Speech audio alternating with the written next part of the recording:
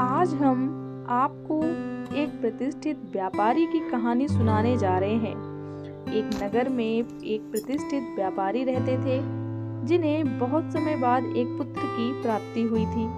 उसका नाम चंद्रकांत रखा गया। चंद्रकांत घर में सभी का दुलारा था। बहुत सी कठिनाइयों एवं लंबे समय के इंतजार के बाद संतान का सुख मिलने पर घर के प्रत्येक व्यक्ति के मन में व्यापारी के पुत्र चंद्रकांत के प्रति विशेष लाड प्यार था, जिसने चंद्रकांत को बहुत बिगाड़ दिया था। घर में किसी भी बात का अभाव नहीं था। चंद्रकांत की मांग से पहले ही उसकी सभी इच्छाएं पूरी कर दी जाती थी। शायद इसी के कारण चंद्रकांत को ना सुनने की आदत नहीं थी और ना ही मेहनत के महत्व का आभास था। चंद्रकांत ने जीवन में कभी अभाव नहीं देखा था, इसलिए उसका नजरिया जीवन के प्रति बहुत अलग था। और वहीं व्यापारी ने कड़ी मेहनत से अपना व्यापार बनाया था।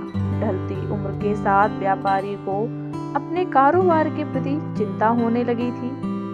व्यापारी को चंद्रकांत के व्यवहार से प्रत्यक्ष था कि उसके पुत्र को मेहनत के फल का महत्व नहीं पता। उसे आभास हो चुका था कि उसके लाड प्यार ने चंद्रकांत को जीवन की वास्तविकता और जीवन में मेहनत के महत्व से बहुत दूर कर दिया है। गहन चिंतन के बाद व्यापारी ने निश्चय किया कि वो चंद्रकांत को मेहनत के फल का महत्व स्वयं सिखाएगा, चाहे उसके लिए उसे कठोर ही क्यों न बनना पड़े। व्यापारी ने चंद्रकांत को अपने पास बुलाया और बहुत ही तीखे स्वर में उससे बात की। उसने कहा कि तुम्हारा मेरे परिवार में कोई अस्तित्व नहीं है। तुमने मेरे कारोबार में कोई योगदान नहीं दिया और इसलिए मैं चाहता हूँ कि तुम अपनी मेहनत से धन कमाओ, तभी तुम्हें तुम्हारे धन के मुताबिक 2 वक्त का खाना दिया जाएगा।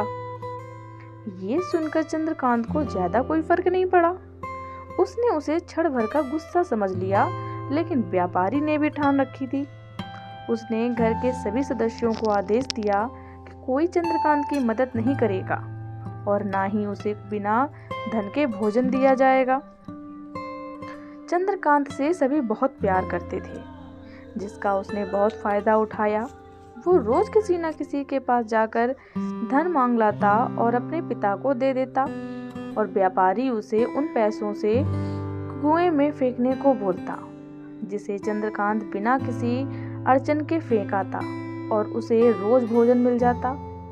ऐसा कई दिनों तक चलता रहा, लेकिन अब घर के लोगों को रोज रोज धन देना भारी पड़ने लगा।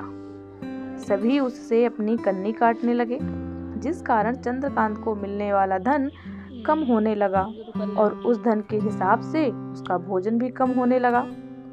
एक दिन चंद्रकांत को किसी ने धन नहीं दिया और उसे अपनी भूख को शांत करने के लिए गांव में जाकर कार्य करना पड़ा। उस दिन वो बहुत देर से थका हारा व्यापारी के पास पहुंचा और धन देकर भोजन मांगा।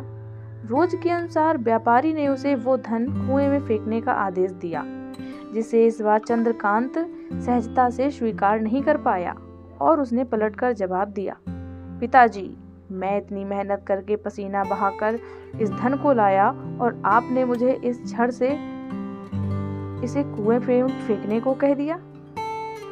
ये सुनकर व्यापारी समझ गया कि आज चंद्रकांत को मेहनत के फल का महत्व समझ आ गया है।